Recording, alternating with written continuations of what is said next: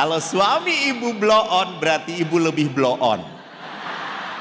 Tahu blow on kok dikawin, ya itu toh. Atau jangan-jangan suami ibu menjadi blow on karena kawin dengan ibu. Itu jangan lupa itu, jangan lupa itu.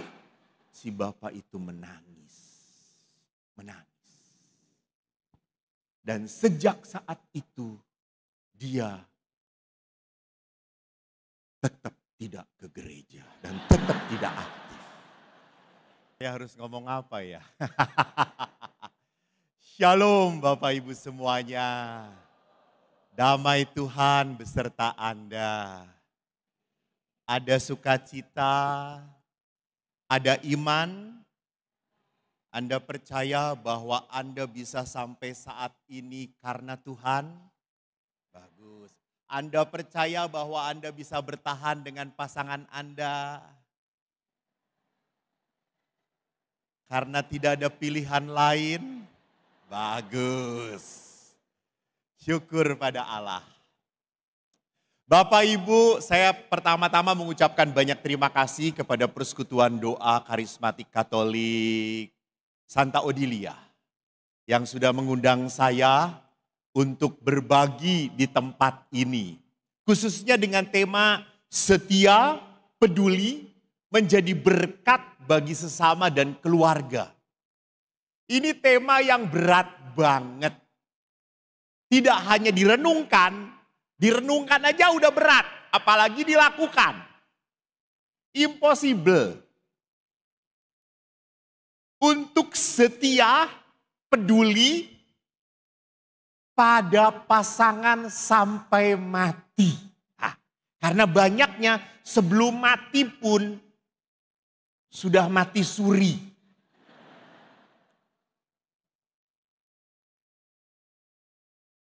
Tapi saya senang karena seminar hari ini mendapatkan puncak yang indah, yaitu apa? Adorasi. Adorasi. Jadi adorasi itu adalah sebuah apa? Sebuah titik di mana saya berkata, Tuhan, nih saya duduk di sebelah titipanmu. Sudah tidak tahan si Tuhan. Sudah tidak kuat Tuhan. Engkau pun sudah tahu hidup dengan dia berat.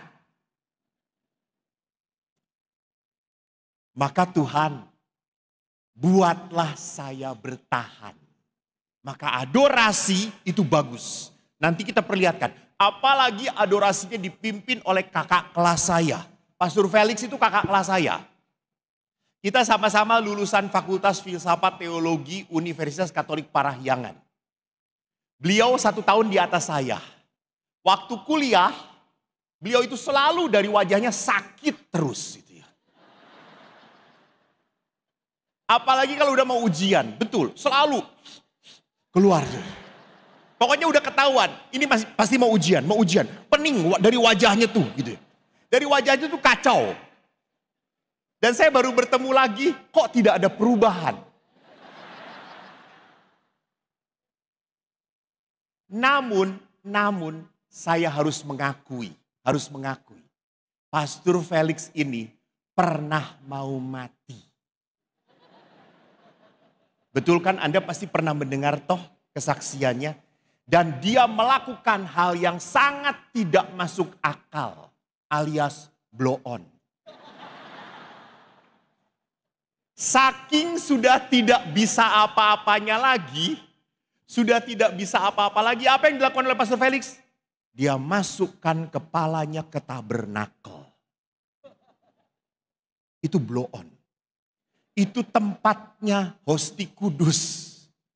Saya dengar beliau masukkan ke sana dan apa yang terjadi?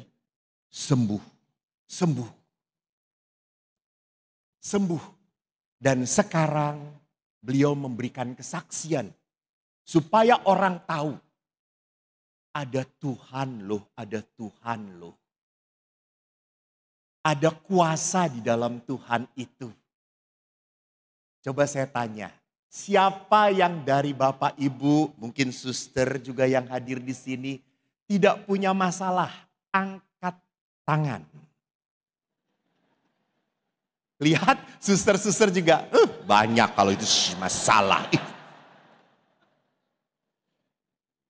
Ada yang tidak punya masalah? Tidak ada. Baik, pertanyaan kedua. Siapa yang sekarang duduk di samping masalah hidup Anda? Jangan angkat tangan, jangan angkat tangan, jangan angkat tangan. Gitu ya.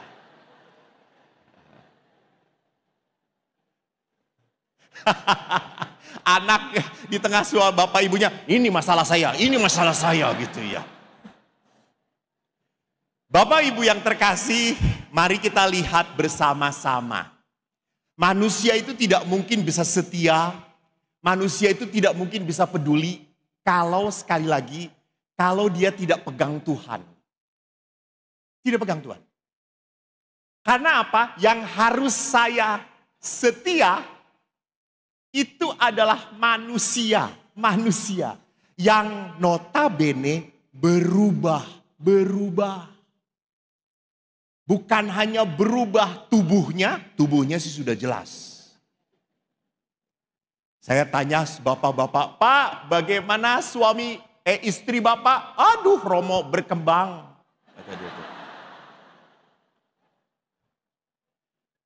Maksud bapak cintanya berkembang? Bukan. Waktu pacaran Romo itu saya pegang pinggang istri saya. Bagus. Seperti bambu Romo. Sekarang bagaimana Pak? Pohon beringin Romo.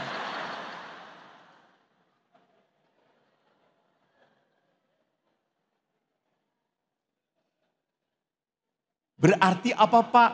Sudah tidak bisa kupeluk lagi. Gitu ya.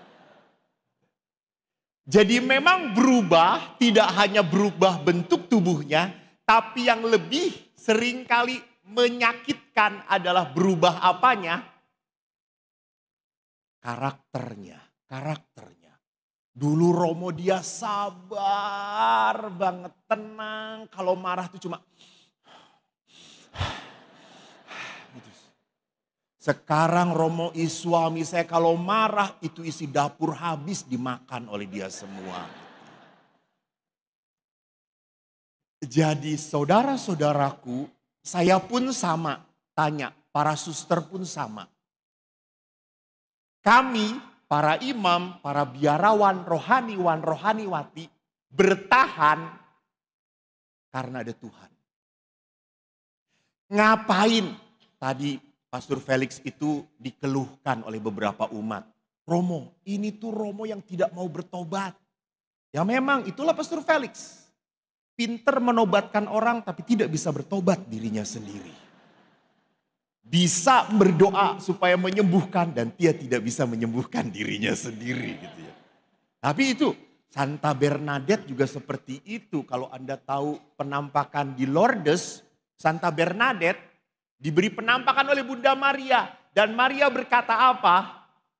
Air yang mengalir di tempat di mana aku menampakkan diri akan menjadi sumber berkat dan orang akan banyak disembuhkan. Betul. Banyak mujizat di Lourdes dan sudah diakui oleh gereja. Tapi Bernadette punya penyakit asma.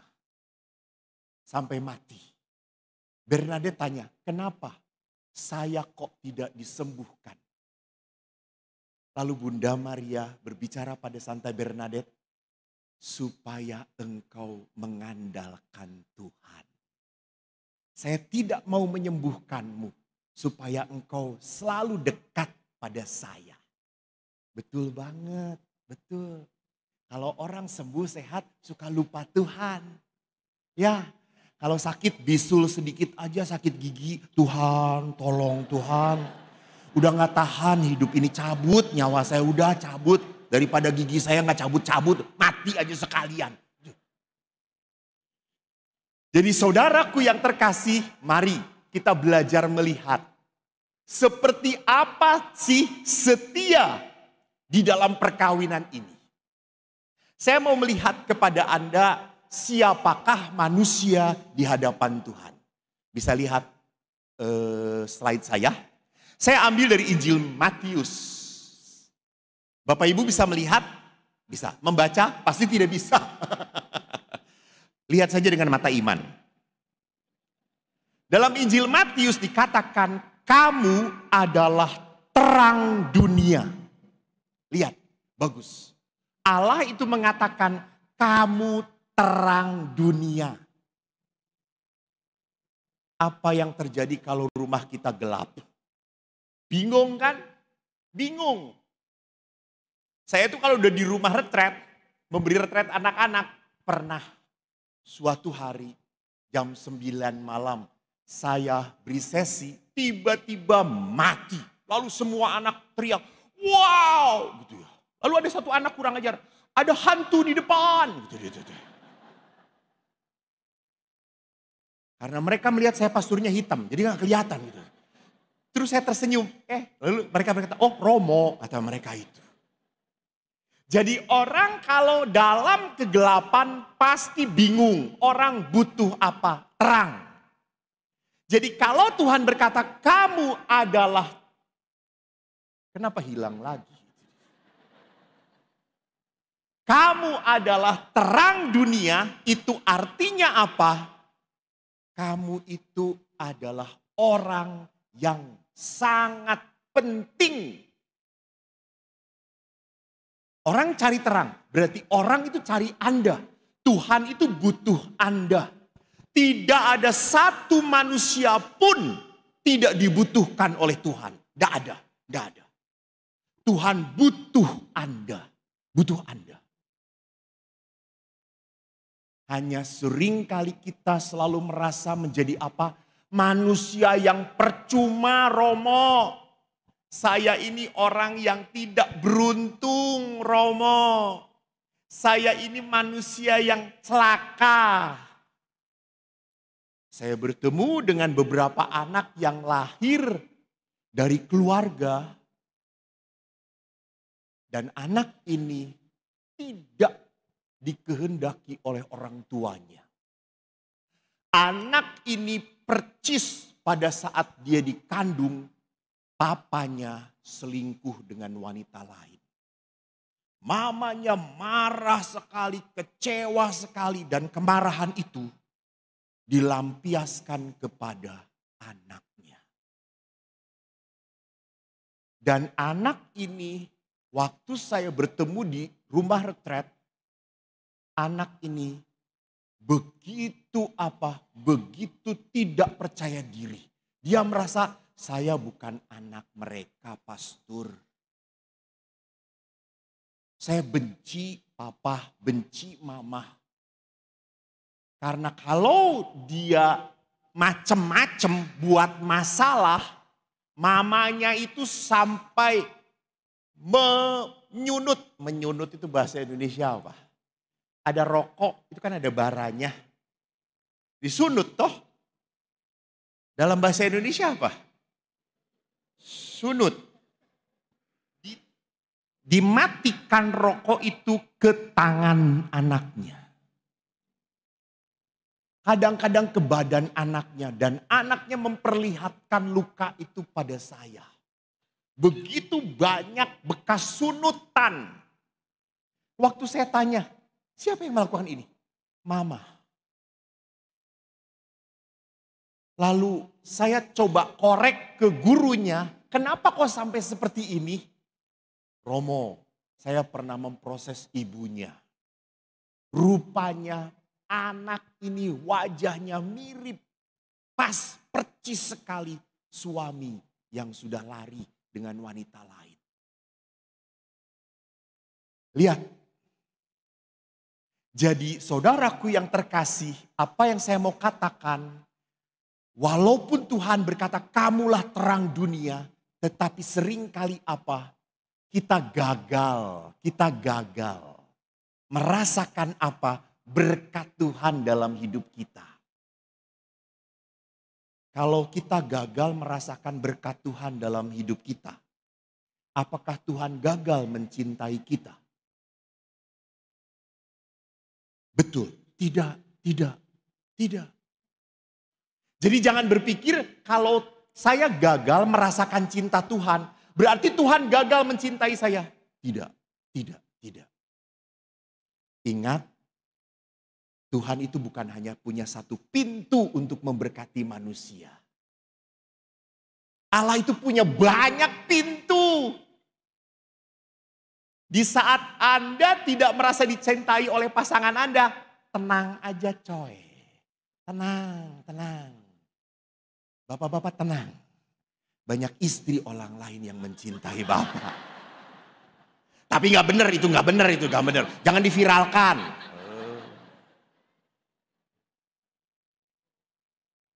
Tapi apa yang mau saya katakan, cinta Allah itu tidak pernah apa? Tidak pernah hilang. Ada, tetap ada. Asal mau buka apa? Mata, buka mata. Saya suka sedih. Saya menghadapi kasus harus apa? Harus menolong, memberitahu seorang anak yang dibesarkan bukan oleh orang tua kandung. Jadi anak ini dipungut. Tetapi bapak ibu yang merawatnya sudah seperti papa mama. Sangat sayang sekali. Dan cukup banyak anak yang tahu bahwa dia anak pungut langsung berontak, marah. Marah. Dia kecewa. Saya suka aneh. Nah, kamu boleh kecewa dengan orang tua aslimu karena mereka membuang kamu. Tapi jangan pernah lupa, Tuhan tidak membuang kamu. Tuhan mengutus malaikat yang lain. Tuhan mengutus malaikat yang lain.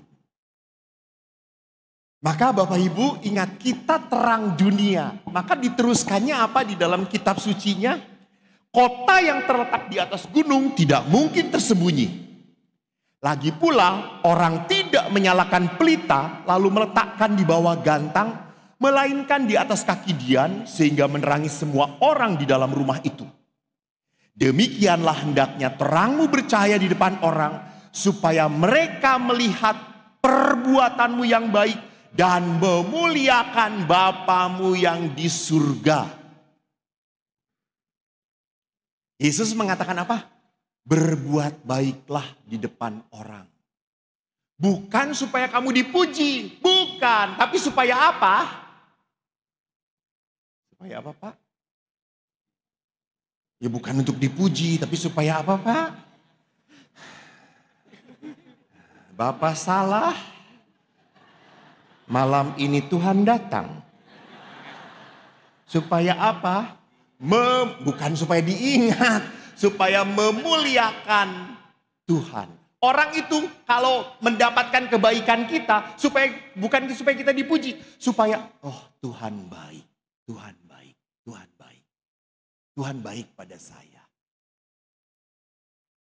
Jadi Bu, ingat, walaupun jengkel pada suami, tuh, apalagi suami kan makin lama makin budek. Ya kan, diajak ngomong, Anda sudah ngomong panjang sekali suami Anda, Betul, betul. Kelihatan blow on-nya. Betul ibu-ibu?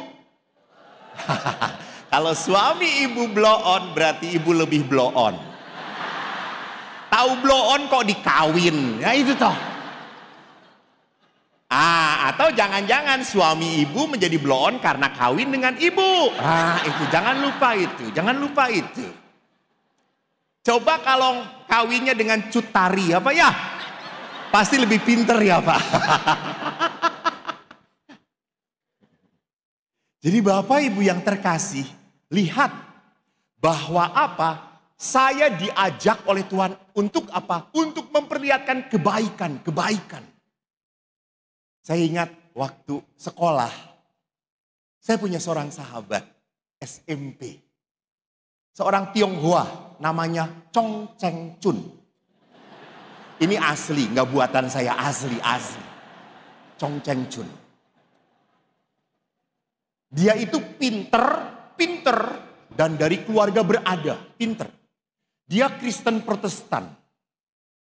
Chong Cheng Chun ini duduk samping saya kalau sekolah. Dan dia pinter matematika, saya blow on. Dan kalau ulangan, saya tidak pernah diberi contekan oleh dia. Tapi dia selalu mengajari saya.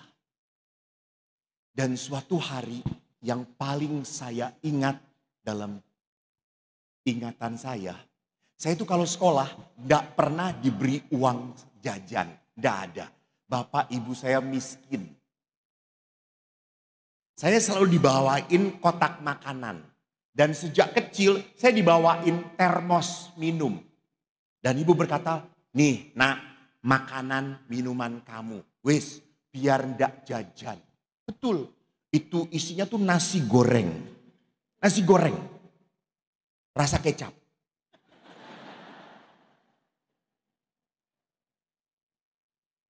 Ada cabai 2 atau 3 biji gitulah kadang-kadang. Kadang-kadang nyelip di sini gitu cabainya.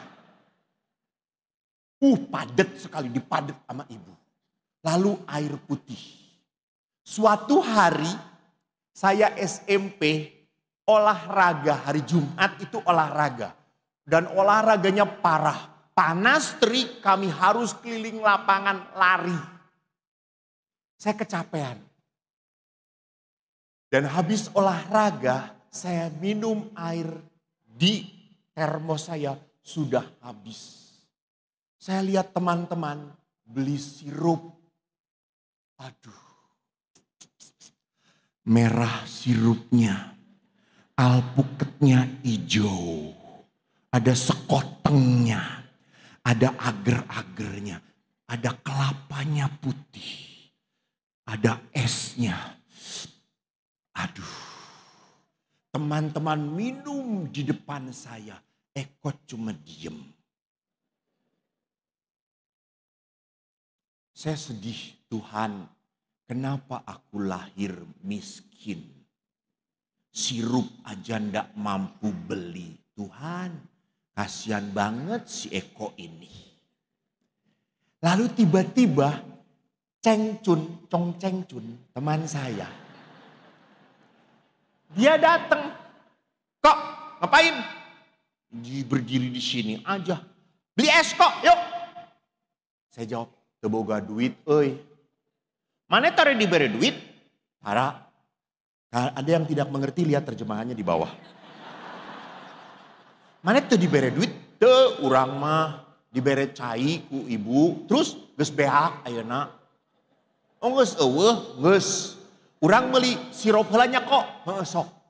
Cheng Chun meuli sirup. Meser, beli sirup. Langsung Chong Cheng, saya ngeliat Chong Cheng Chun, aduh. Udah pinter, kaya lagi. Ngeunah pisan.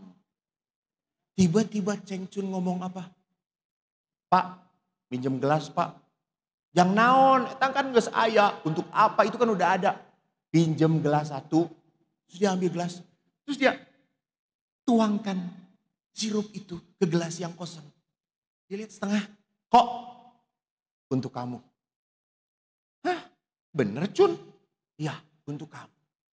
Ay, Cheng Chun, nuhun pisan. Anda tahu itu sirup terenak sedunia. Dan setelah aku jadi pastor, Chong Cheng Chun kalau tidak salah sudah tinggal di Jakarta. Dia punya anak 3. Saya telepon dia waktu saya di Pratista.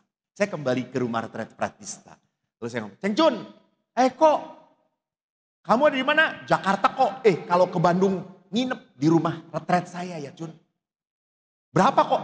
Nggak ada berapa-berapa, gratis. Lu bawa engkong, empe, encrot, bawa semuanya boleh gratis. Emang berapa kamar kok? 50 kamar gua punya rumah retret.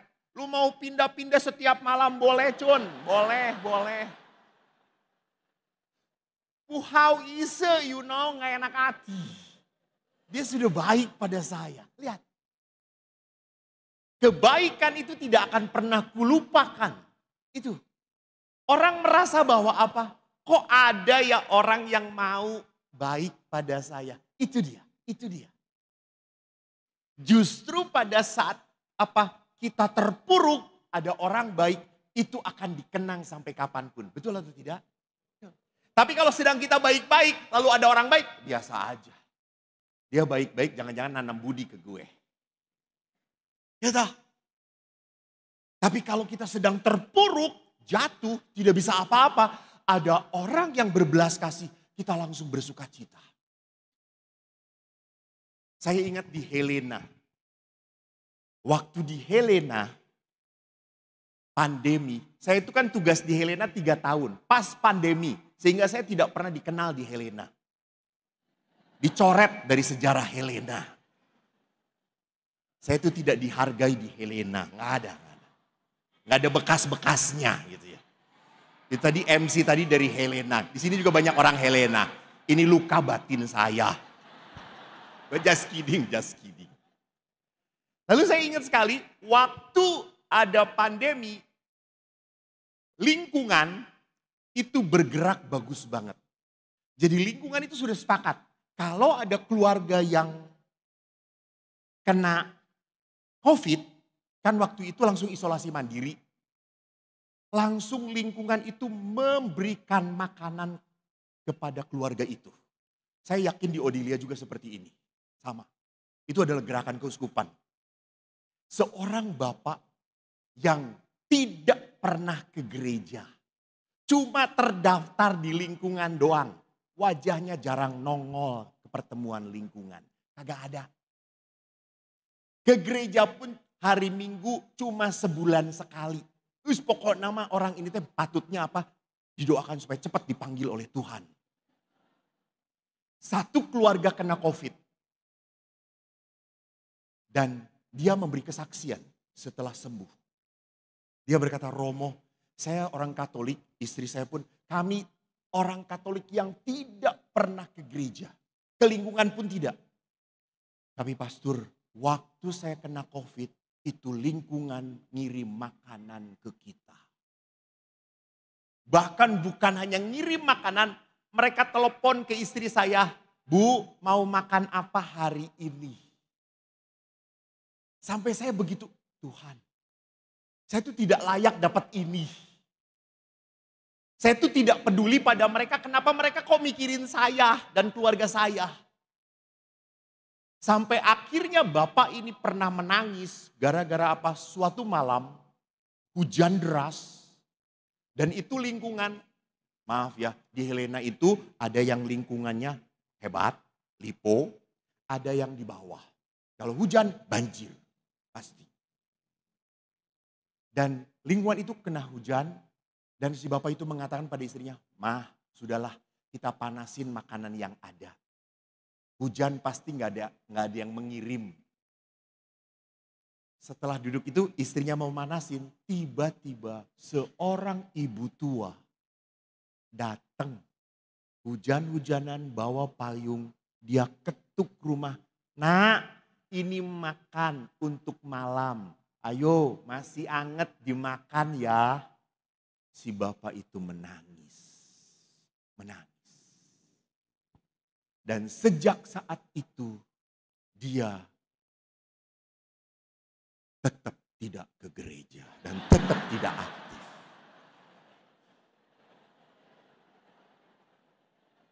Anda berpikir yang lain toh? Gua tahu. Dia hanya kagum, dia hanya merasa Tuhan lihat ada orang yang mencintai saya. Lihat, Bapak itu kesaksian pada saya. Tetapi lihat cinta Tuhan itu sering kali apa? Mental. Percuma pada orang-orang yang keras hatinya. Mental. Sudah tahu Tuhan memberkati tapi tetap cuek-cuek aja. Next, mari kita lihat. Apa identitas pengikut Kristus? Jadi kalau kita melihat perbuatanmu yang baik dan memuliakan Bapamu di surga. Maka identitas pengikut Kristus disebutkan apa? Dengan demikian semua orang akan tahu bahwa kamu adalah murid-muridku jikalau kamu saling mengasihi. Halo, Pak, Bu. Jangan berpikir kalau Anda sudah ditato salib, I love you Yesus. Alah kampret.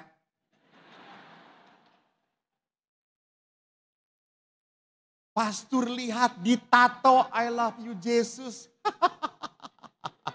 Bukan itu bukti bahwa Anda pengikut Kristus. Yesus ngomong kamu pengikut Kristus sejati kalau kamu apa? Saling mengasihi. Lihat, saling mengasihi. Maka maaf Bapak Ibu, maaf. Kadang-kadang ada orang Katolik yang tegaan. Banyak orang Katolik lihat aja kalau ke gereja jadi komentator. Ya toh, ngelihat pasturnya ke gereja, yang ini pasturnya pasti khotbahnya lama deh. Apes kita ke gereja. Itu lihat. Lihat petugasnya dihina, kurnya jelek, lektornya udah tua.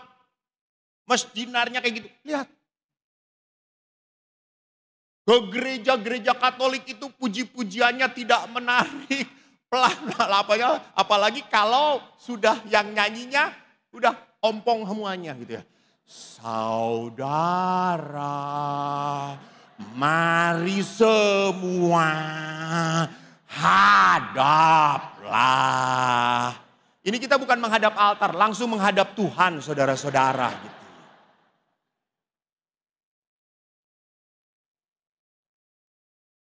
Saudaraku, apa yang mau saya katakan?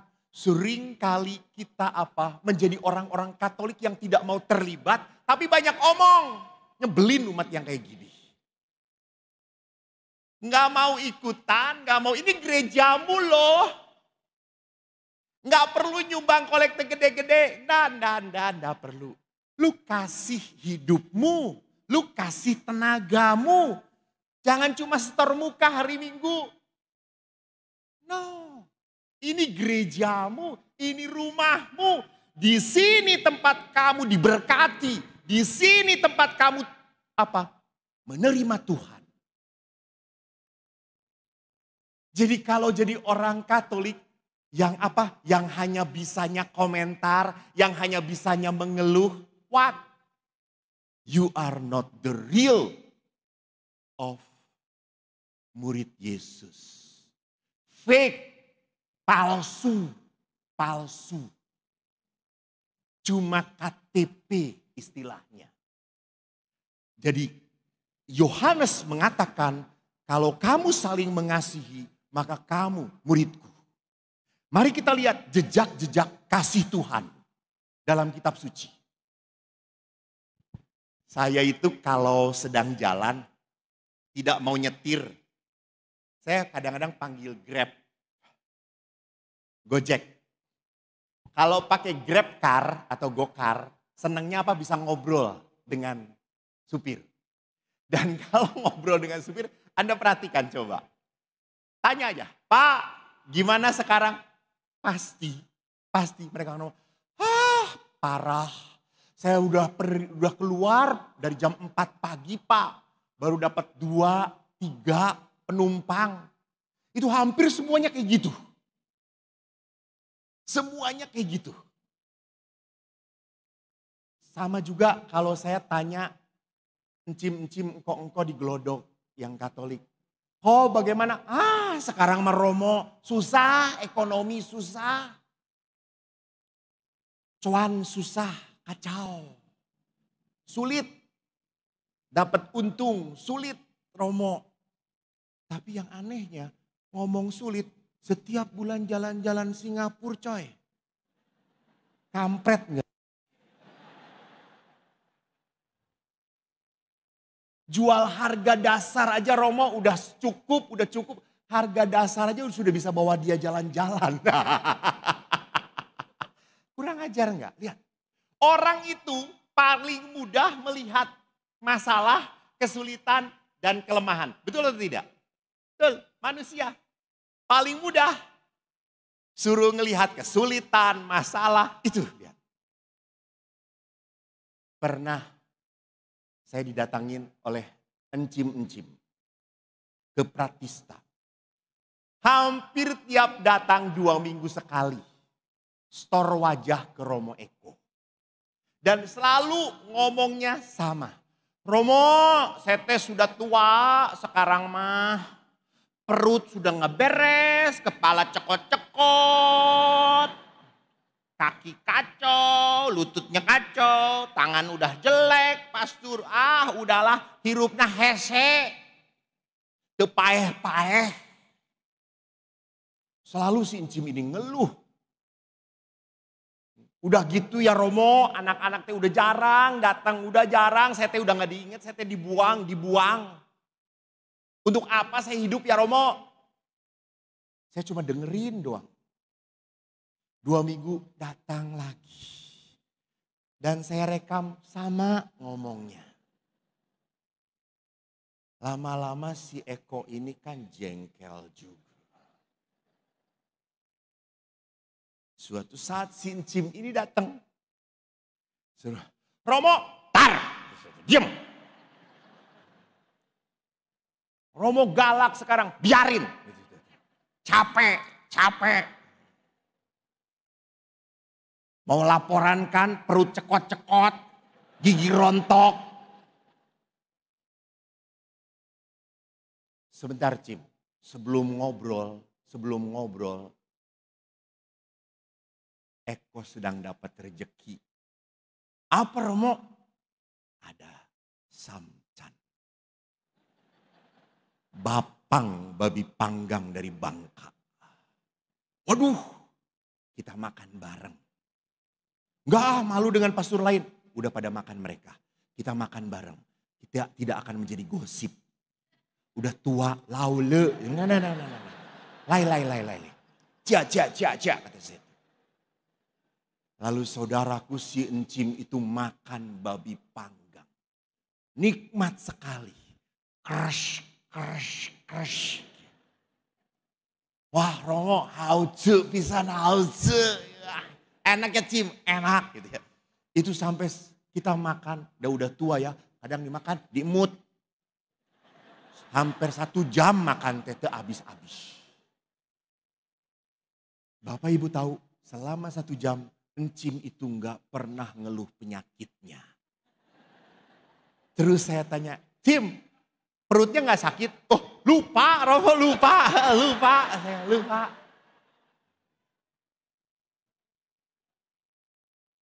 Bapak Ibu, apa yang saya mau katakan? Kalau manusia selalu melihat kelemahannya, sakitnya, masalahnya, makin lama makin sakit. Betul atau tidak? Selama kita melihat masalah, selama kita melihat penyakit, selama kita melihat kekurangan, kita tidak akan pernah bisa melihat berkat Tuhan.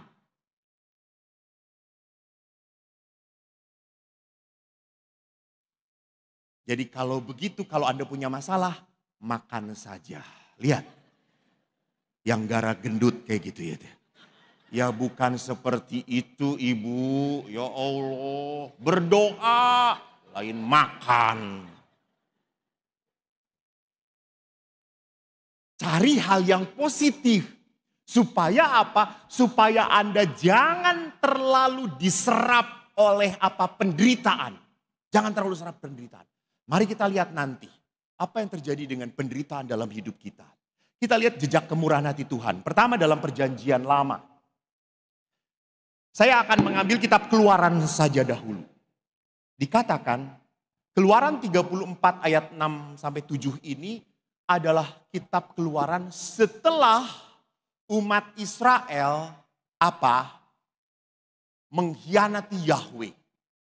Jadi Musa naik ke Gunung Sinai untuk mendapatkan 2 loh batu. Harun dan orang-orang Israel mengumpulkan emas-emas mereka. Dan mereka membuat apa Bu? Apa Bu? Bu?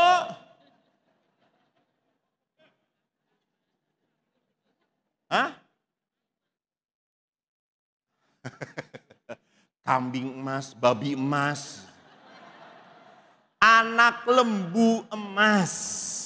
Ya ilah. Babi aja yang dipikirin. Anak lembu emas dan mereka apa? Menyembah anak lembu emas itu. Musa turun marah. 2 batu itu dia buang pecah. Maka Musa naik ke atas lagi. Dia mohon maaf kepada Tuhan. Dan Tuhan berkata apa? Tuhan berkata, itu yang tadi katakan. Aku ini Tuhan Allah penyayang dan pengasih. Sabar, berlimpah kasih setia. Jadi Allah yang diperlihatkan di dalam perjanjian lama adalah Allah yang sabar, penyayang, pengasih. Tapi jangan sampai, tenang aja lah, kan Allah kita sabar. Ada seorang anak berkata, Romo jadi Katolik mah enak. Kenapa enaknya? Kalau udah nyontek, pengakuan dosa. Terus nyontek lagi. Kan nanti diampuni lagi. Kurang ajar. Seringkali banyak manusia yang apa? Mempermainkan kebaikan Tuhan. Halo. Pak, Bu, hati-hati. Iya kalau punya waktu bertobat. Lah kalau tidak punya waktu bertobat. Bablas Anda. Ya kalau bisa balik lagi. Jadi Allah itu mengampuni bukan berarti apa? Ini kesempatan bagi saya untuk berdosa lagi. No. Saya ingat seorang bapak-bapak yang pernah minta didoakan saya. Karena apa? Serangan jantung. Bapak-bapak ini merokok. Dan syukur pada Allah waktu itu doa saya manjur. Bapak ini didoakan, biasanya bablas. Anehnya sembuh bapak itu. Seneng banget bapak itu. Sampai tidak harus di bypass. Cukup di ring. Dan setelah berapa bulan lagi, serangan lagi saudara-saudara. Bapak ini.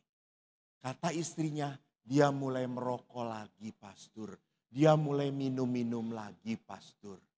Tolong pastor doakan. Terus saya langsung, Tuhan, saya yakin engkau jengkel Tuhan. Saya juga jengkel Tuhan. Udahlah, jangan beri kesempatan dia Tuhan. Hidup lagi. Si bapak itu, jangan gitu Romo, jangan gitu Romo. Maaf, maaf. Jadi bapak ibu ingat. Kalau Tuhan itu menyembuhkan Anda, Tuhan itu mengampuni Anda, Tuhan itu memulihkan Anda, itu berarti apa? Please, bertobatlah. Bertobatlah. Cukup, Anda sudah diberi kesempatan untuk berdosa. Udah cukup. Jangan senang. Selesai. Berubahlah. Nah saudaraku, kalau Allah itu Maha Rahim ditunjukkan di dalam perjanjian lama, bagaimana dengan perjanjian baru? Apa yang terjadi dengan perjanjian baru? Yang ngatur ini siapa ya Mas? Sana. Dalam nama Yesus. Jangan berubah. Biarkan. Kalau tidak saya doakan. Anda bisulan seumur hidup. Mana yang mengatur? Supaya umat ngelihat ini terus. Dalam perjanjian baru, lihat apa Yesus tidak hanya mewartakan kebaikan Tuhan, Yesus itu menunjukkan kebaikan Tuhan. Lihat, Yesus mengampuni. Wanita pendosa di mana orang berkata lempar batu sampai mati. Tidak, Yesus mengatakan pergilah dan jangan berbuat dosa lagi.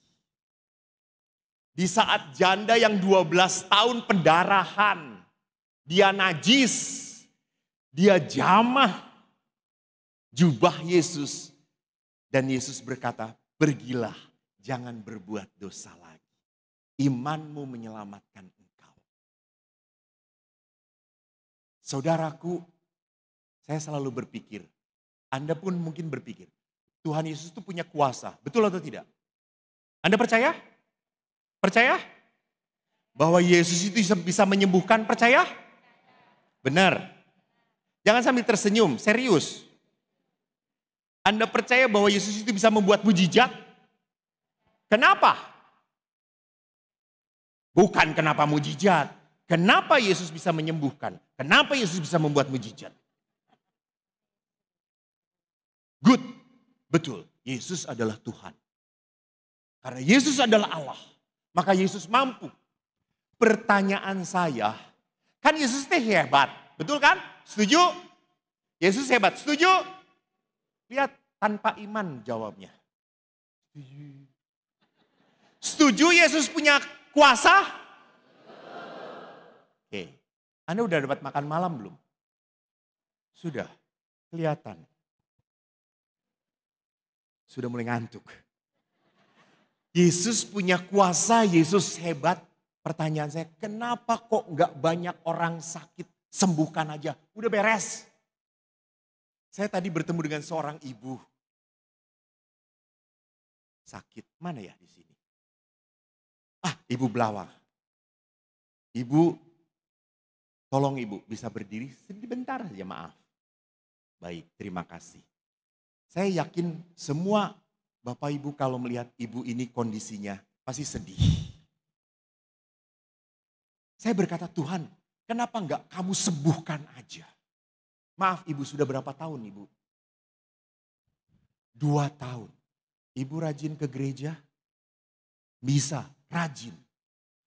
Lalu kenapa Tuhan tidak menyembuhkan? Padahal rajin, padahal sering berdoa. Ingat, Bapak Ibu, Allah Yesus tidak datang untuk mengangkat masalah kita. Allah datang untuk menguatkan kita. Allah tidak pernah datang mau membereskan masalah kita. Dan. Allah mau datang untuk apa? Menguatkan kita. Karena yang penting bagi Yesus apa? Manusia berdamai dengan Tuhan. Berdamai dengan Tuhan. Kenapa Yesus berkata, dosamu diampuni? Berdamai. Jadi yang paling hebat adalah apa? Orang menderita tapi tidak menyalahkan Tuhan. Ini orang beriman. Ini orang yang apa? Dikuasai oleh Allah. Maka di dalam kitab suci, Nabi Ayub begitu diangkat, dimuliakan. Kenapa oleh gereja? Karena Ayub berkata, Ayub berkata apa? Bagaimana Ayub berkata?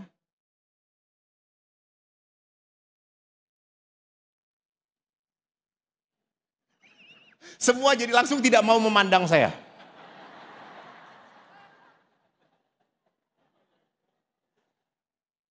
Dengan telanjang aku lahir ke dunia.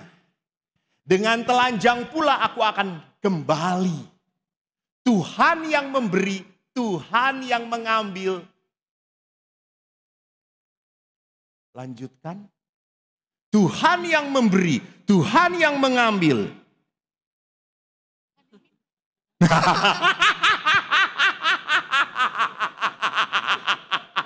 Tuhan yang mengambil, Tuhan yang memberi, Tuhan yang meminta. Ini kitab suci karya siapa lagi ya Allah? Tuhan yang memberi, Tuhan yang mengambil.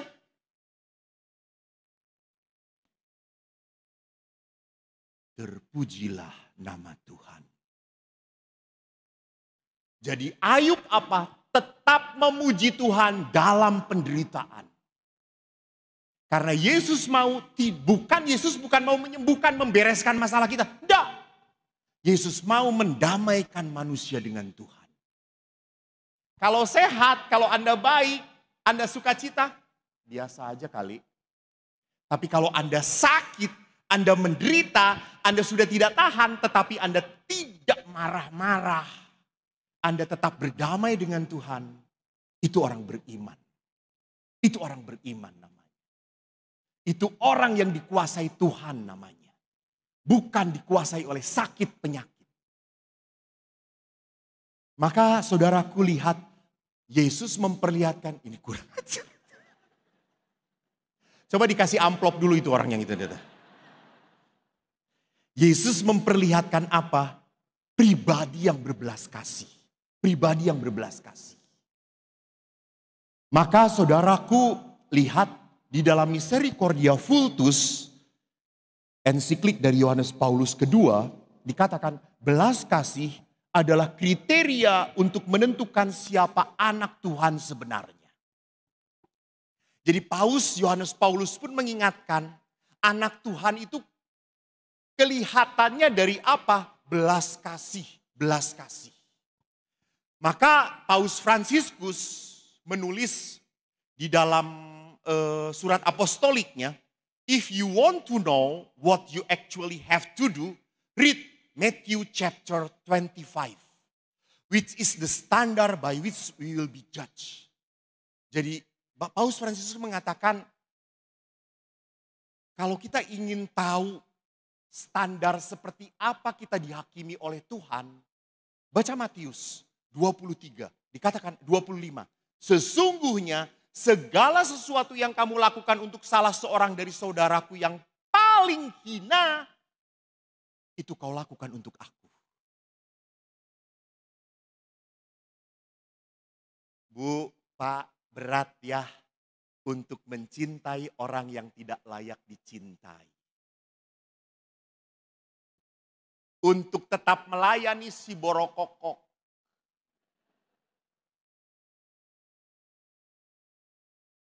Untuk Pak, berat. Untuk tetap bertahan mendengarkan istri Anda. Berat.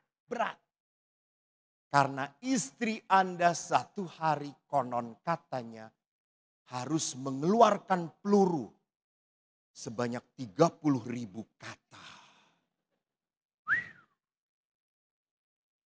Dan siapa sasarannya kalau bukan suami? Suaminya, saya pernah diminta oleh seorang ibu mendoakan suaminya. Romo, tolong. Kenapa Bu? Suami saya budek. Tolong doakan supaya disembuhkan oleh Tuhan. Lalu mana suami itu? Ibu, itu Romo. Oke, ibu duduk di sini. Saya dekatin suami ibu. Lalu saya tanya, Pak, saya diminta ibu mendoakan Bapak. Apa? Mendoakan Bapak. Oh benar-benar budek gitu. Oh, silakan Romo. Saya berdoa. Kenapa saya Romo? Kata ibu budek. Saya akan doakan. Lalu si bapak itu berkata, jangan Romo. Ini budek ini adalah berkat dari Tuhan. Berkat. Saya bahagia, Romo bahagia. Kenapa Bapak bahagia? Romo lihat istri saya, Romo tahan tadi setengah jam ngomong dengan istri saya. Terus saya tanya, saya ngomong, enggak. Saya sudah 35 tahun Romo. Oh iya udah Pak, kalau gitu Tuhan terima kasih. Kau beri berkat Bapak ini budek, amin. Gitu.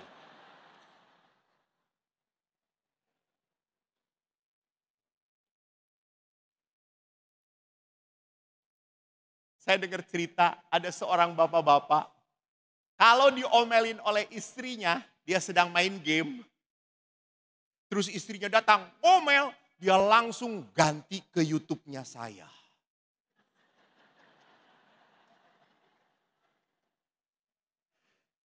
Lalu tiba-tiba karena istrinya ngelihat, loh dia sedang ngedengerin YouTube-nya Pastor Eko. Berarti baik dia.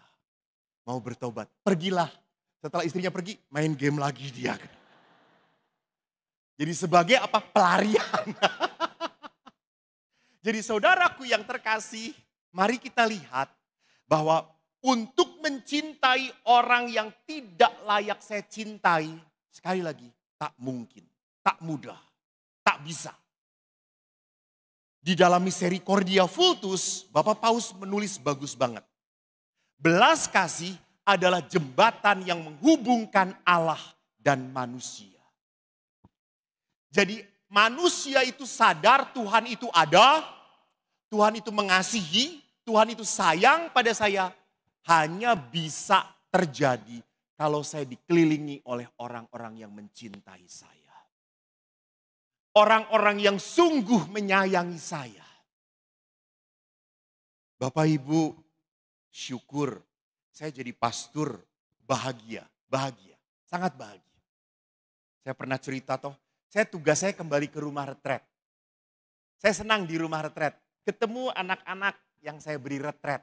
Karena anak-anak itu mengagumkan. Kadang-kadang anak-anak itu tanya kepada saya, kan pernah saya cerita, ada anak tanya, Romo ini pelayan gereja Katolik ya? Iya betul. Saya Kristen Protestan Romo.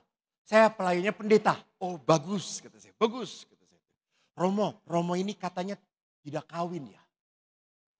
Betul, berarti Romo ini homo ya?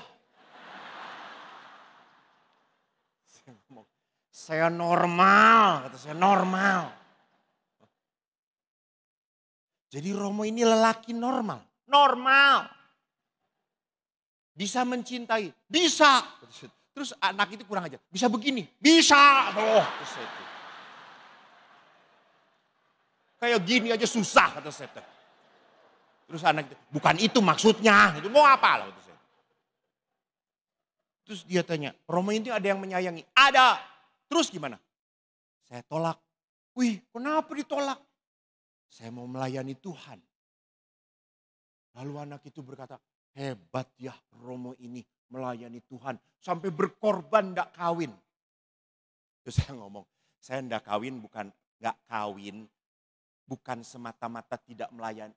Supaya saya bisa melayani Tuhan. Lalu kenapa Romo? Supaya tidak punya anak seperti kamu. Kata saya, nyebelin. Kenapa emang saya? Nanya-nanya terus kata saya. Sono pergi kata saya. Lalu dia pergi. Setelah pergi, dia balik lagi, kurang ajar gitu. Romo, tanya sekali lagi. Ini kalau anak gua udah saya karungin kata saya itu. Apa? Kata saya. Romo, nanti kalau Romo masuk surga ya. Kan Romo udah baik ya melayani Tuhan. Kalau masuk surga, nanti Romo tetap mau jadi Pak Romo atau mau menikah? Saya tetap jadi Romo. Terus anak itu berkata, dasar homo. Kurang ajar kata saya tuh.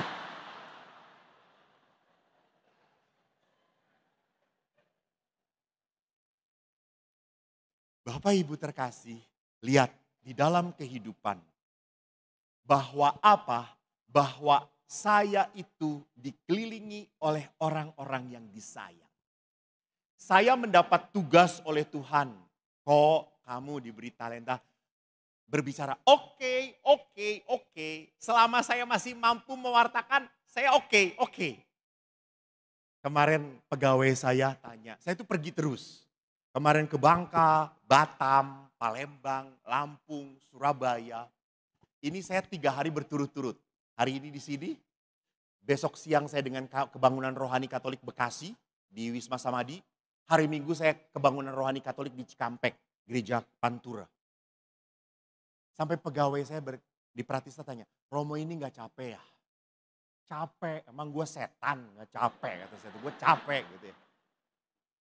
Lalu pegawai itu tanya, lalu kenapa Romo itu mau ke sana sini? Nah, kalau Tuhan masih memakai saya, ya sudah. Nanti aja ada saatnya saya gak dipakai lagi. Coba kalau saya diam, cuma ngacai aja.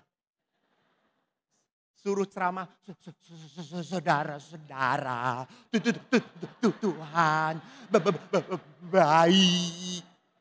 Saya yakin kalau saya beri seminar cuma 1 pesertanya. Lansia sudah tuli, itu pasti. Bapak Ibu, jangan lupa, dalam kehidupan itu ada waktunya, Salah satu yang saya suka adalah dalam seminar suami istri adalah apa? Saya meminta suami istri untuk berdiri dan saling memegang tangan, berhadapan. Seringkali mereka kaget karena tangan istrinya jempol semua, besar. Rasakan Pak, kata saya tuh. Tangan istri Anda sudah seperti parut toh, tidak halus. Apalagi suami, kalau istri yang jarang manikur pedikur. Terus saya berkata, Pak, peluk pasangan. Mereka kaget. Wah, masa dipeluk? Peluk. Jangan-jangan ini adalah pelukan terakhir. Lalu mereka, hah? Iya. Ingat, yang mengatur mati hidup itu Tuhan. Jangan pernah terlambat. Kalau Tuhan masih memberi anugerah, nikmati, nikmati. Jadi Bu, nikmatilah kalau suami Anda tidurnya berbunyi. Bersyukurlah. Kalau sampai dia tidak berbunyi, modar dia. Bahaya. Jadi kalau suami, wah, biarin. Jangan ganggu. Dia sedang berkomunikasi dengan makhluk-makhluk halus. Biarkan, biarkan. Anda kagumi saja gitu ya. Ya Tuhan, inikah titipanmu.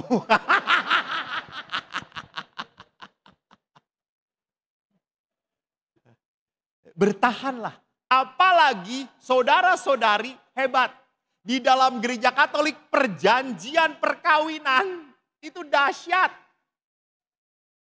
Anda masih ingat kata-katanya? Saya yakin Anda lupa karena cuma sekali seumur hidup. Saya berpuluh-puluh kali mendengarkan.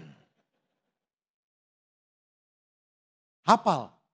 Saya, Eko Wahyu, memilih engkau, Cing Cao Cit, untuk menjadi istri saya. Saya berjanji untuk mengabdikan diri kepadamu dalam untung dan malang, di waktu sehat dan sakit. Saya berjanji seumur hidup saya. Lihat, Pak, senanglah. Walaupun Anda tidak bekerja lagi, tidak bisa apa-apa lagi, Anda tetap diurus oleh pasangan Anda. Maka tolong ya Pak, jangan nyusahin pasangan Anda. Jelas bapak-bapak, ibu-ibu, jangan membuat suami Anda cepat mati sebelum waktunya. Karena saya ngelihat banyak bapak-bapak tuh yang tidak suka cita. Penuh penderitaan. Sudah menopause ya. Kalau ya, menopause sebelum waktunya gitu. Karena dibentakin terus gitu ya. Jadi saudaraku, lihat bahwa di dalam perkawinan, nanti kita lihat jejak-jejak kasih Allah di dalam perkawinan. Lihat, Gereja Katolik mengatakan perkawinan ini proyeknya Tuhan. Maka kalau ini proyeknya Tuhan, Tuhan itu apa? Campur tangan. Maka kalau Tuhan campur tangan, kenapa harus takut? Kenapa harus gelisah? Saya tugas di Medan. Umat saya banyak di daerah perkebunan sawit. Di sana itu anaknya minimal 5, 6, 7 di perkebunan sawit. Sampai saya itu, ya Tuhan, kamu ini anaknya gimana? Terus Romo, tidak tahu ya Romo. Kenapa? Di sini kalau udah malam mati lampu, bah. Ya tidak ada pekerjaan kita selain membuat anak.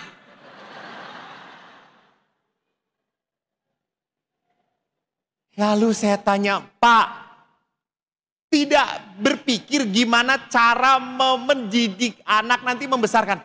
Romo, kita punya Tuhan Romo. Orang Jawa saja sudah percaya banyak anak, banyak rezeki Romo. Selalu aja.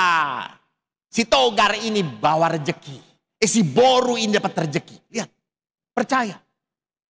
Bahwa kalau Tuhan menghadirkan anak, Selalu ada rejeki, selalu ada berkat. Maka saya sedih dengan anak-anak muda sekarang. Maaf, kemarin saya seminar di Bangka. Banyak anak muda yang bertanya, Romo boleh nggak perjanjian pranikah? Jadi perjanjian pranikah Bapak Ibu tahu? Sebelum nikah itu mereka sudah membagi ini harta yang dibawa suami mana, yang dibawa istri mana. Jadi nanti takutnya kalau ada sesuatu mereka jelas bawa apa-apanya. Kata saya tuh, kamu mau nikah aja penuh ragu-ragu. Jangan-jangan dia mengkhianatin, jangan-jangan dia tertarik pada perempuan lain, jangan-jangan dia nanti pergi melarikan diri. La ilah. Kalau kamu mau menikah penuh keraguan, ya jangan diteruskan. Melangkahlah bersama Tuhan, bukan melangkah bersama ketakutanmu. Bukan melangkah bersama kegelisahan dan masalahmu. Betul kita punya masalah, betul kita punya ketakutan, betul kita punya kegelisahan, betul. Tapi jangan sampai hidup di dalam ketakutan dan kegelisahan. Hidup kita tuh di dalam Tuhan. Bapak Ibu, saya pernah ditanya, Romo tuh jadi pastor digoda enggak? Saya enggak pernah merasa digoda. Syukur pada Allah tidak ada ibu-ibu yang ganjen datang kepada saya. Romo, pacarin kita dong. Kagak ada, kagak. Memang wajah saya pas-pasan. Oke. Paling-paling ibu-ibu potret nempel segala-galanya. Ya sudah saya berdoa, salam Maria penuh rahmat Tuhan sertamu. Hanya engkau Maria yang membiarkan ada di dalam hatiku. Jangan Maria yang lain yang nempel-nempel ini. Gitu.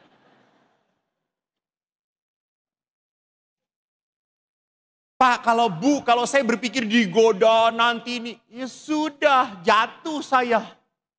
Saya hampir jatuh waktu saya sekolah di Filipina. Karena apa? Teman-teman saya cantik-cantik. Orang Filipina. Kalau campuran antara Spanyol dan Filipina, wow, edan. Meili Hauce Sencingping. Hidungnya mancung, putih, wow. Kalau ketemu pastor, langsung dipeluk kita. How are you father, how are you? Dan kalau memeluk padat, erat. Enggak cuma basa-basi. Enggak. Wah, how are you father?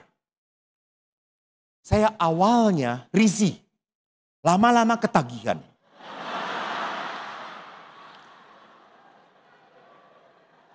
Wajar ya Pak ya? Wajar. Bapak juga sama toh?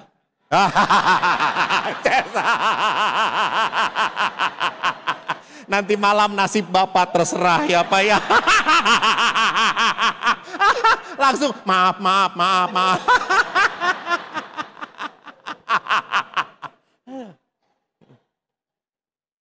Tapi lama-lama saya langsung berkata, wah bisa bablas saya. Saya langsung berkata, cukup. Enggak. Maka setiap ketemu teman, akhirnya apa? Saya jabat tangan. How are you father? No. Shake my hand. Enough. Why father? We are in Christ. In Christ lu kata gue tuh. Lu balik tenang, gue pening. Gak ada penyaluran kata saya tuh.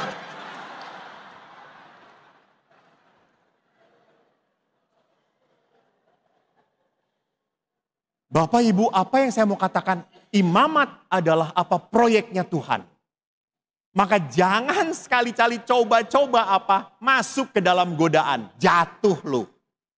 Ingat doa Bapa kami. Jauhkanlah kami dari pencobaan. Jauhkan, bukan deketin. Ya Pak. Jadi kalau melihat istri tetangga makin cantik. Makin bahenol. Jangan terus dipandang sampai ngeces-ngeces. Itu godaan. Tetapi kalau melihat istri sendiri makin nyebelin. Makin jelek itu adalah kenyataan. Sudah terima. Ini pilihanku. Jadi Bapak Ibu lihat, kalau ini proyeknya Tuhan, berjalanlah bersama Tuhan. Yang kedua, keluarga adalah jalan kekudusan.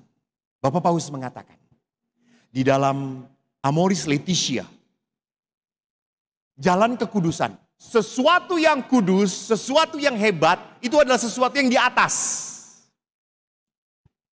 Anda ingin sehat. Apakah kesehatan itu sesuatu yang tiba-tiba datang pada diri saya? Enggak lah. Saya mau sehat, ya atur makan. Atur pola hidup. Olahraga. Jadi sehat itu sesuatu yang baik, yang hanya bisa kita raih, kita capai.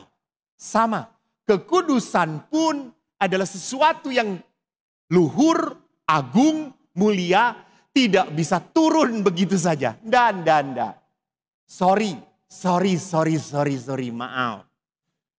Jangan berpikir bahwa kalau orang yang berdoa, lalu tiba-tiba kena Roh Kudus, lalu dia bisa berteriak-teriak, dia mencapai kekudusan. Tidak.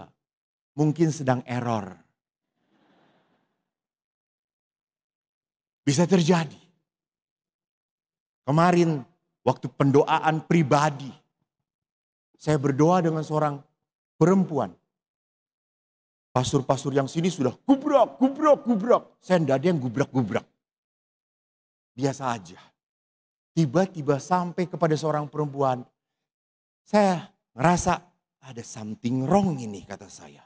Terus saya mengatakan, kamu percaya Yesus? Dia diam saja. Sebutkan Yesus. Tidak.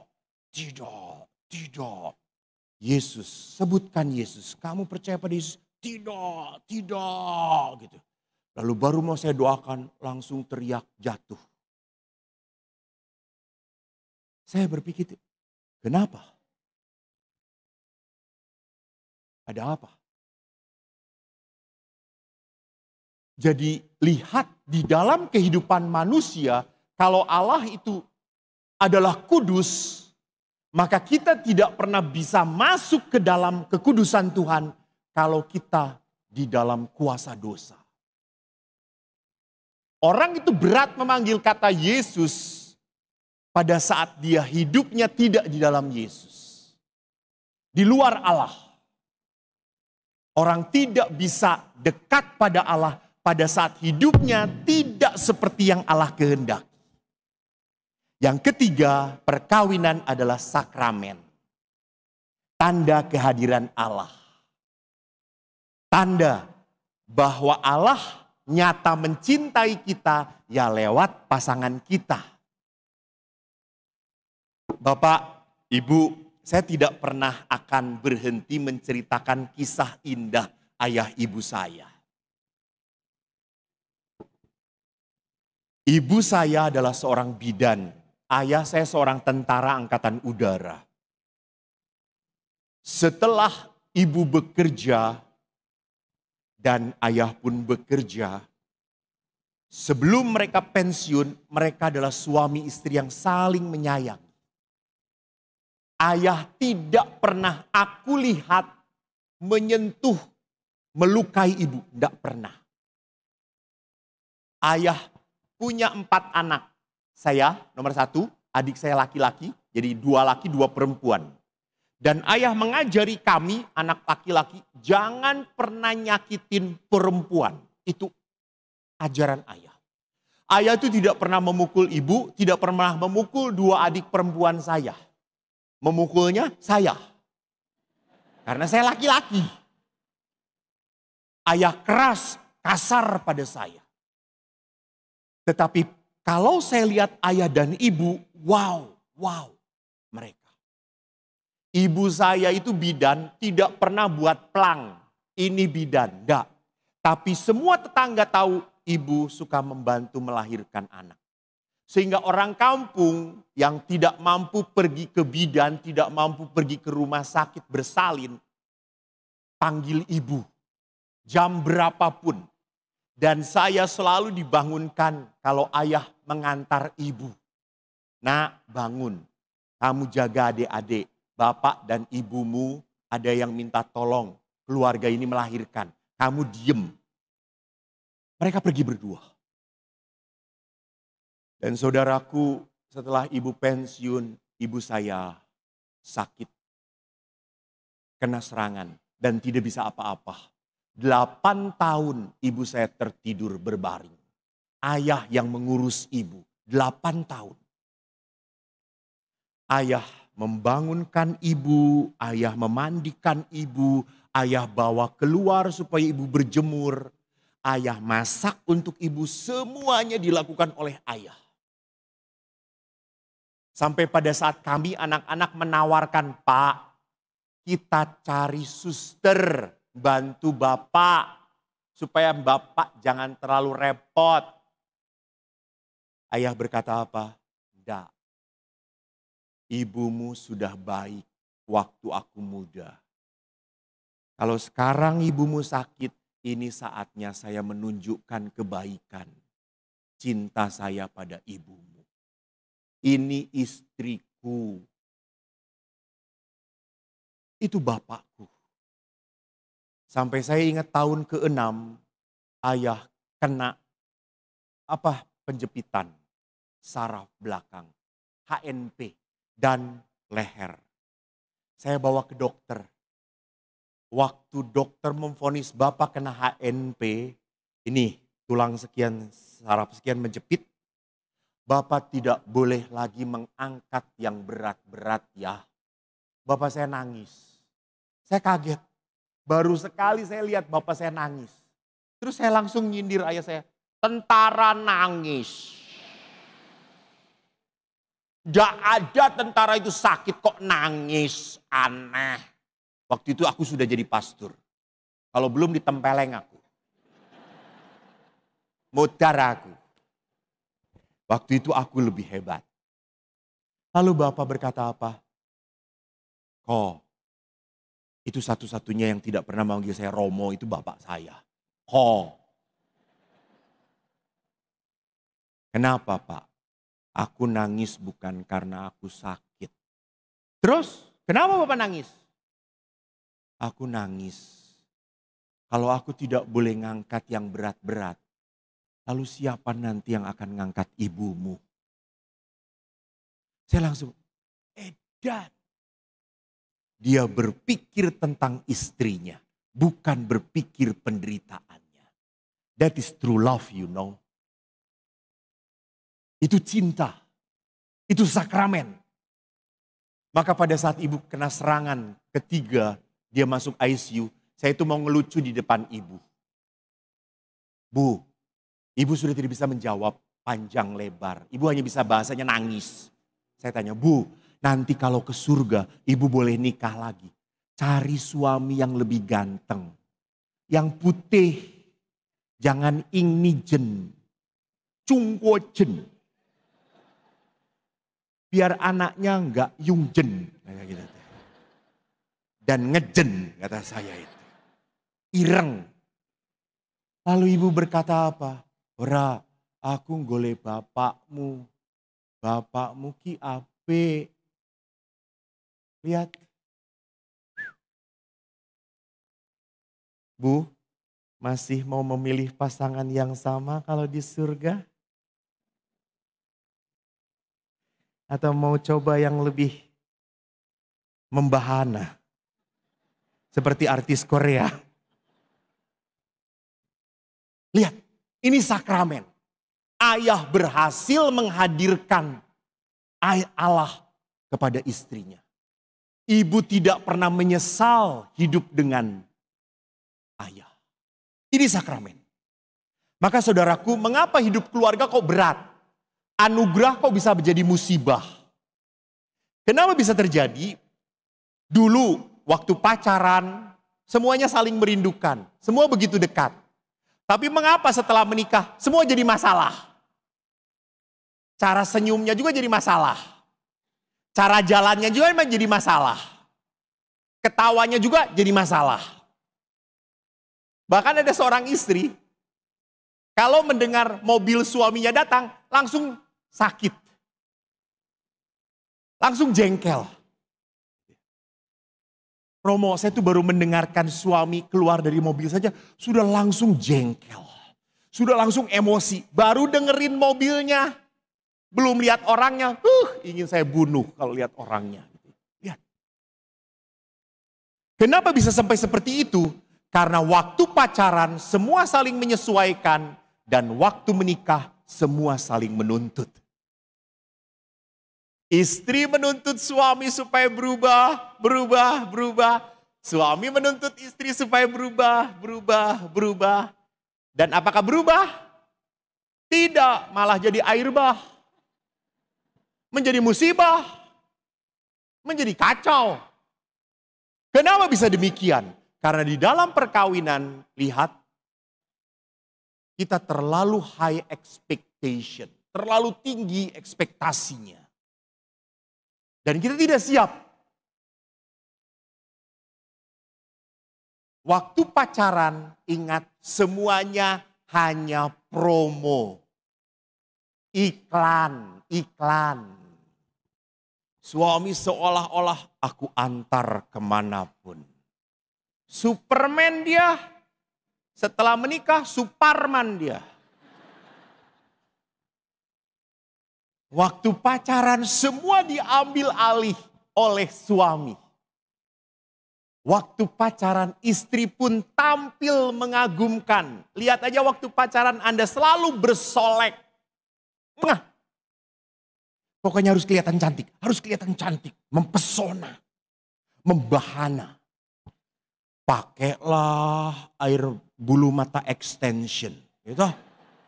Saya suka aneh kalau perkawinan itu ngelihat perempuan itu, ya Tuhanku Yesus, semua ditempelkan. Mungkin kalau ada iklan juga nempel semua di sini-sini gitu ya. Kalau udah sungkem, saya suka lihat matanya sudah merem kok bulu matanya masih naik, kata saya itu. Saya perhatikan, oh copot, kata saya itu.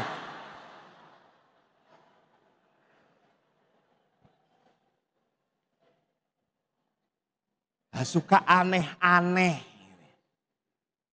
Sudah tua, ibu-ibu ke Korea, ditariklah ke sini. Gitu.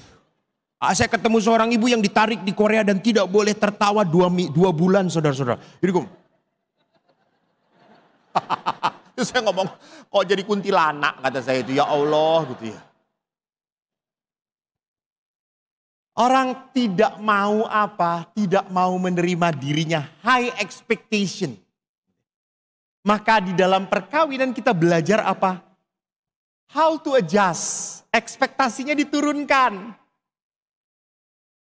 Maka Bapak Paus bagus berkata, no family drops down from heaven, perfectly formed.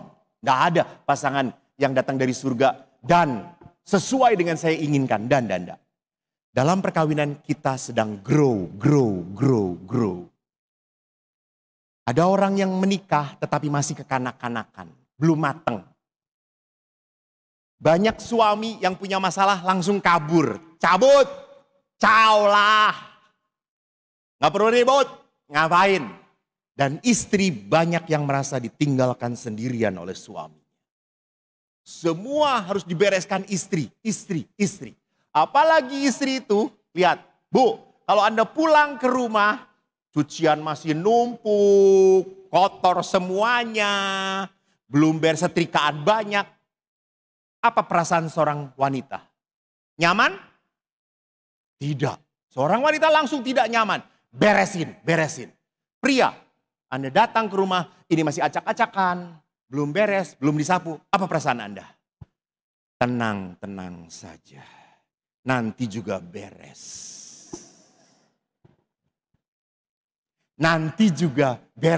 Tapi bukan saya yang membereskan. Itu dia. Saudaraku, maka Bapak Paus melihat begitu banyak tantangan di dalam hidup berkeluarga. Banyak orang yang tiba-tiba begitu saja ingin cerai.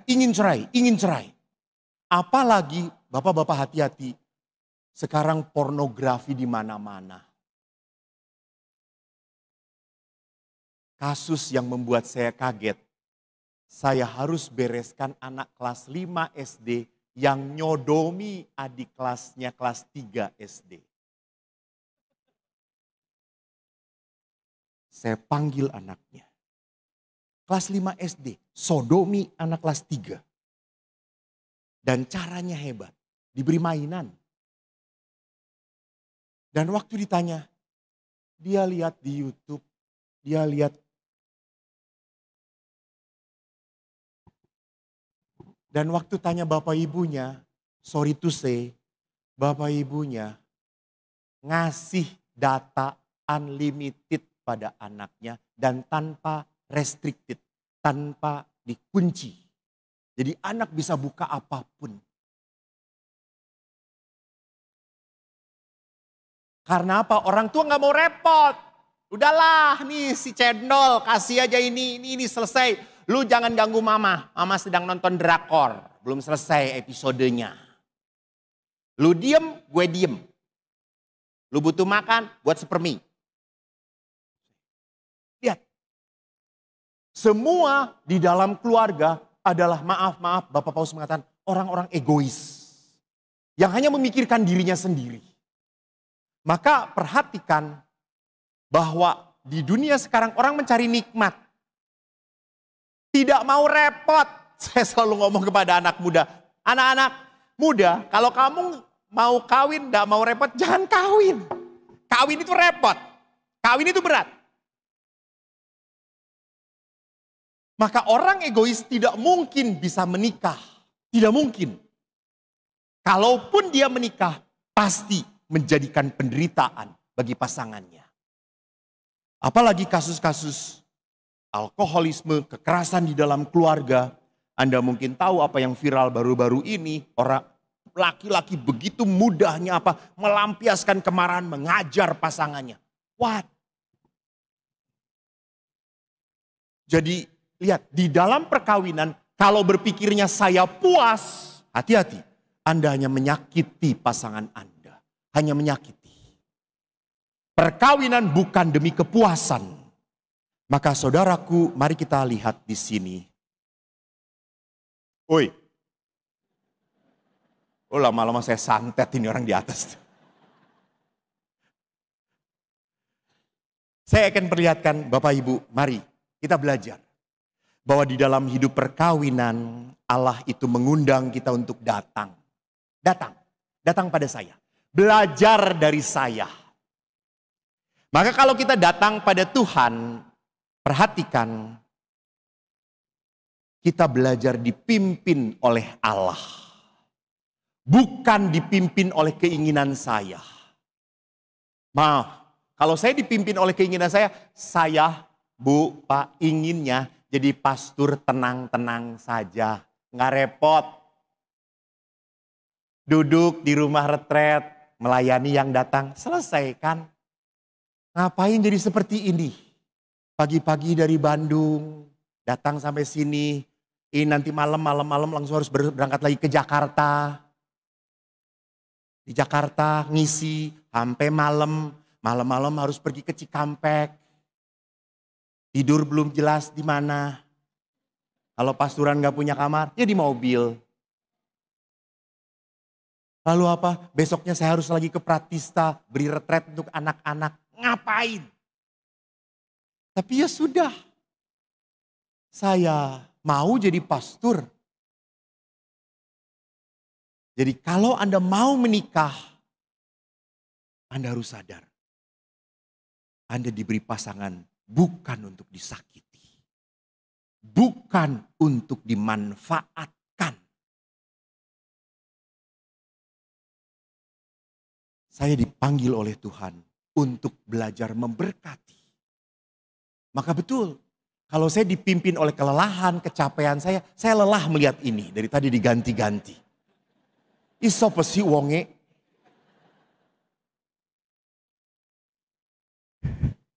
Pimpinlah dengan Roh Kudus. Lihat, Yesus pun mengajarkan kita. Yesus berdoa sebelum menghadapi penderitaan. Kenapa? Ada apa dalam kuasa doa? Lihat, doa membuat Roh Kudus menuntun kita supaya mendengarkan Tuhan daripada penderitaan kita. Jadi doa itu menuntun supaya apa? Saya lebih mendengarkan Tuhan. Daripada sakit saya, kecewa saya, marah saya, jengkel saya. Suatu saat saya berhadapan dengan seorang ibu. Ibu ini ngobrol dengan saya. Romo, saya sudah tidak tahan dengan suami saya. Bentrok terus, marah terus. Maaf Romo, kalau boleh jujur, perkawinan saya pun terpaksa. Karena saya hamil duluan. Saya waktu itu pacaran dengan laki-laki lain, saya dikecewakan. Saya ketemu laki-laki ini yang jadi suami saya. Pacaran sebentar, saya langsung tidur dengan dia hamil. Dan supaya tidak memalukan orang tua, kami menikah. Dan rupanya saya baru tahu suami saya jahat banget. Dia judi, dia mabuk, dia main wanita. Saya tidak tahan. Tapi saya terlanjur janji dengan Tuhan. Saya sudah bicara dengan Tuhan, saya mau setia. Tapi Romo, 10 tahun saya menahan, saya tidak tahan. Akhirnya Romo saya berdoa, Tuhan, tolong. Buat dia pergi dari hidup saya dengan caramu. Jangan dengan cara saya. Kalau dengan cara saya, mati dia. Saya berdoa, Romo, berdoa. Tuhan, buat dia pergi dari hidup saya. Saya sudah tidak tahan. Anak-anak sudah menderita. Dia berdoa dan dia bersuka cita. Suaminya akhirnya pergi dari hidup dia. Dengan wanita lain. Dan dia bersyukur sekali.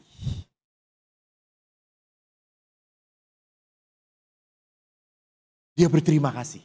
Tuhan mendengarkan doa saya Romo. Dia pergi. Dan saya bisa ngurus anak-anak dan saya tidak mau menikah lagi. Saya tetap menganggap dia suami saya. Kalau dia pulang ke rumah, saya terima. Tapi untuk sekarang, biar dia pergi dahulu. Ini berkat bagi saya. Jadi saudaraku, lihat saya berdoa untuk apa? Untuk belajar lebih mendengarkan Tuhan. Dan supaya apa? Saya tidak menjadi orang yang pahit.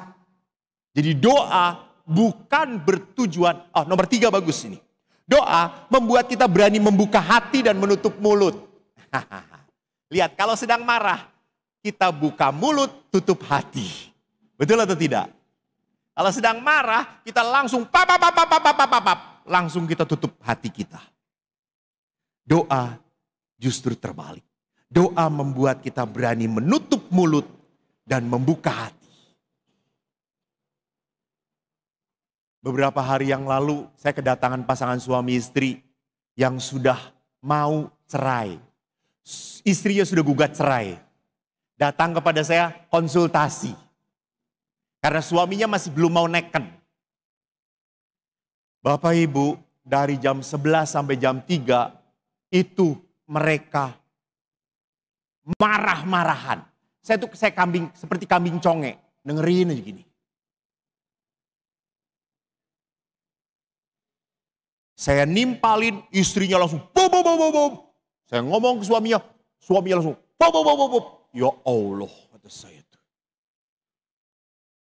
Dan sedihnya apa? Di saat istrinya ngomong, suaminya tuh cuek. Sedang mempersiapkan omongan. Dia napas sedikit, istrinya cuek dulu. Napas sedikit, timpali lagi. Jadi tidak ada saling mendengarkan. Mereka mempersiapkan omongan, mereka omongin, yang ngedengerin siapa? Gue. Jadi 3 jam, 11, 12, 1, 2, sampai jam 2, hampir jam 3, 3 jam, saya ngedengerin. Sampai akhirnya 3 jam, saya udah kecapean. Saya banting tuh. tangan saya ke meja. Buak, diam. Langsung mereka, ih Romo marah. Iya kata saya tuh. Setan juga bisa marah kalau nggak dengerin kayak gini kata saya tuh. Jadi sering kali kalau kita marah, kita lebih mudah membuka mulut daripada membuka hati. Kita sudah tidak punya hati. Kita kalau orang sudah tidak punya hati, jangankan ngerti, mendengarkan pun tidak. Maka Bapak Ibu, doa bukan bertujuan mengubah pasangan kita. Doa mengubah cara kita merespon kekecewaan pasangan. Jadi kalau dia marah, dia sakit, saya berusaha tidak mau menjadi sakit hati. Tidak mau jadi kecewa. Yang lebih saya sukain adalah ini. Kalau saat perkawinan semakin berat, apa yang harus kita lakukan? Kadang-kadang suami sudah tidak sabar dengan istri tidak sabar dengan suami. Istri itu cepat sekali membereskan. Saya ketemu banyak istri yang pinter daripada suaminya. Para istri itu tidak hanya pinter tapi tidak pernah mau menyerah. Itu istri. Selalu kerja keras. Para suami selalu lambat. Sampai istrinya kayak gini aja nggak bisa. Ih, masa nggak bisa? Suaminya tetap aja. Gimana mah? Gimana gitu. Para istri sudah tidak sabar. Kalau bukan suami gue udah gue cekek abis. Dan istri itu selalu pikir. Lihat saja, coba lihat nanti malam tidur. Siapa yang duluan berbunyi? Suami.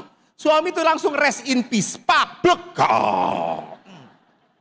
Istri muter langsung mikir. Otak istri itu banyak dipakai. Maka kalau dijual otak istri lebih murah daripada otak suami. Karena jarang dipakai para suami. Bapak Ibu, kalau perkawinan menjadi berat, mari kita belajar dari Yesus. Yesus jangan lupa menyelamatkan manusia lewat penderitaan. Jadi saya mau mengatakan apa? Kalau Anda mau menyelamatkan perkawinan Anda harus siap berkorban. Siap berkorban. Mengorbankan perasaan Anda. Mengorbankan waktu Anda. Saya sudah capek mah, saya tuh inginnya duduk dari kerjaan, istirahat mah. Pak, jangan lupa, istri Anda mengerjakan pekerjaan yang tidak pernah selesai-selesai. Tidak pernah beres-beres. Coba belajarlah ganti peran. Saya yakin keluarga Anda akan hancur berantakan. Betul. Saya ingat ibu saya sakit. Bapak saya buat nasi goreng untuk bekal kami sekolah. Hari kelima kami datang anak-anak kepada ibu dan semua adik-adik saya, Bu cepet sembuh. Kenapa? Nasi goreng Bapak isinya garam semuanya. Nasinya cuma dikit. Nanti ibu kalau lama sembuh, ibu sembuh, kita sakit semuanya gitu. Ibu saya itu buat nasi goreng edan. Cuma pakai roll, ininya masih ada umbel di sini, masih ada bekas air liur di sini, rambut masih acak-acakan. Tap sambil tidur apa? Nasi goreng enak. Bapak saya kalau buat kopi hanya mau oleh ibu. Saya pernah buat kopi sesuai takaran ibu dan ayah berkata, "Nggak enak." Sampai saya tanya ibu, "Bu, gimana kok ibu selalu buat kopi untuk ayah enak?" Terus ibu berkata, "Kasih ludah sedikit." Jadi ibu tuh kalau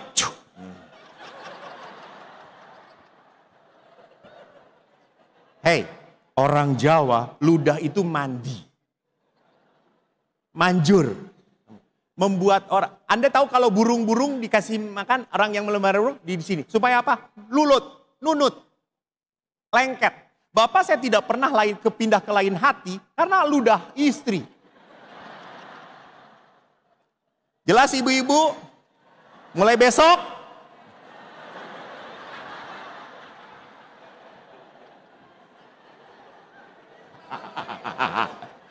Rasain Pak. Itu kopi yang tidak akan pernah didapat dari manapun, betul atau tidak? Loh, waktu kecil saya itu kalau sakit kejeduk, ibu saya langsung sembuh. Kena darah langsung ibu sembuh. Betul. Setelah ibu meninggal saya cari di apotek darah ibu, ludah ibu kagak ada. Jadi Bapak Ibu ingat, Yesus menyelamatkan lewat penderitaan. Maka sama, kalau saya mau menyelamatkan keluarga saya, Anda harus berkorban. 2, penderitaan terjadi karena kita hidup dengan pasangan yang tidak sempurna. Bapak Ibu, kalau Bapak mengeluh tentang istri, istri pun mengeluh tentang Bapak. Kalau ibu hanya banyak melihat kekurangan dalam istri Bapak, sorry. Bapak pun banyak melihat kekurangan dalam istri ibu, dalam istrinya. Sadar, sadar, suami Anda bukan malaikat. Ya Bu, dan Pak, sadar, istri Anda bukan malaikat. Istri Anda adalah malaikat pencabut nyawa.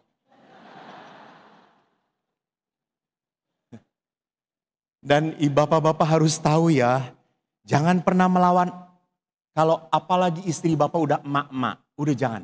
Emak-emak adalah makhluk terbenar setelah Tuhan Allah. Selalu.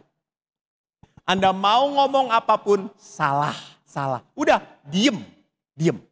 Maka bapak-bapak tidak salah kalau Anda mohon supaya makin tua makin budak. Ketiga,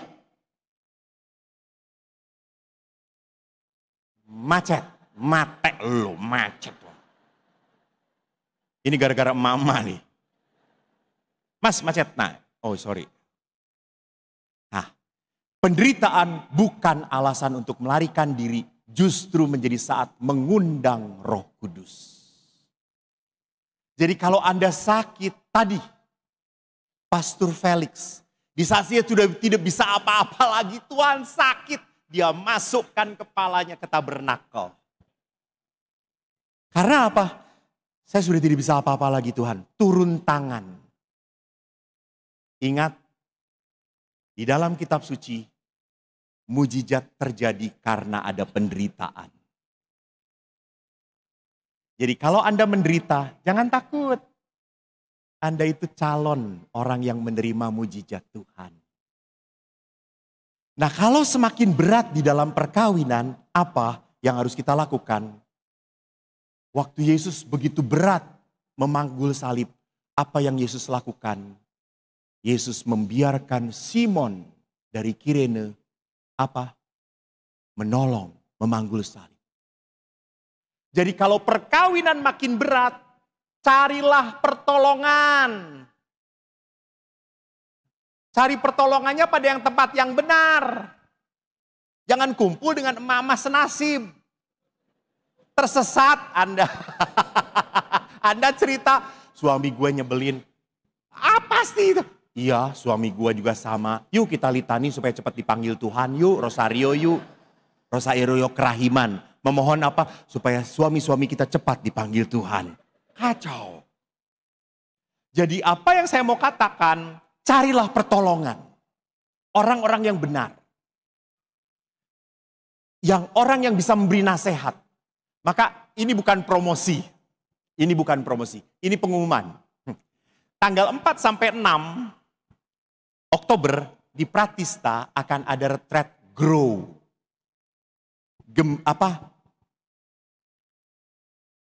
Itu kok gue gak bisa ngeliat. Gratitude. Jadi kita belajar untuk mensyukuri. Belajar mensyukuri hidup dengan pasangan kita. Ini retret pasangan suami istri. Dibawakan oleh psikolog dan spiritualis saya. Di Pratista. Jadi di sana nanti Anda diberi kesempatan untuk konsultasi dengan ahli-ahli psikolog. Jangan mengatakan bahwa maaf, kami keluarga yang tidak punya masalah. Justru sebelum punya masalah, pergi dulu, latihan dahulu. Jangan setelah punya masalah baru bereskan, telat, salah. Gitu. Kita belajar untuk apa? Grow. Gereja itu punya alat-alat untuk menolong supaya Anda hidup perkawinannya bertahan. Pakailah. Jadi kalau Anda mau ikut bergabung, ya Allah Tuhan gitu. Tolong setelah sesi ini saya ingin bertemu dengan orang di balik semuanya ini.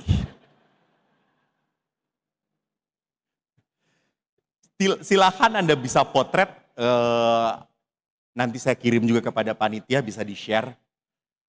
Bapak Ibu, gereja sekali lagi punya alat-alat untuk menolong. Maka nanti kita akan memasuki rahmat perjumpaan dalam adorasi. Maka di dalam adorasi, saudaraku, saya ingat sekali apa yang harus dilakukan.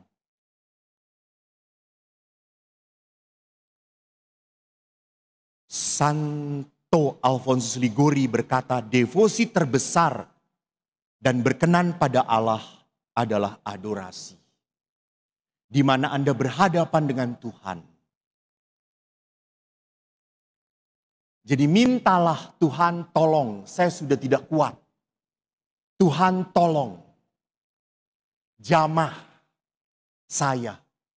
Kalau Anda hidup dengan orang-orang yang begitu berat di dalam hidup Anda, belajarlah berdoa untuk orang-orang yang menjadikan hidup Anda begitu berat. Mintalah supaya saya bisa berdamai dengan kelemahan pasangan saya.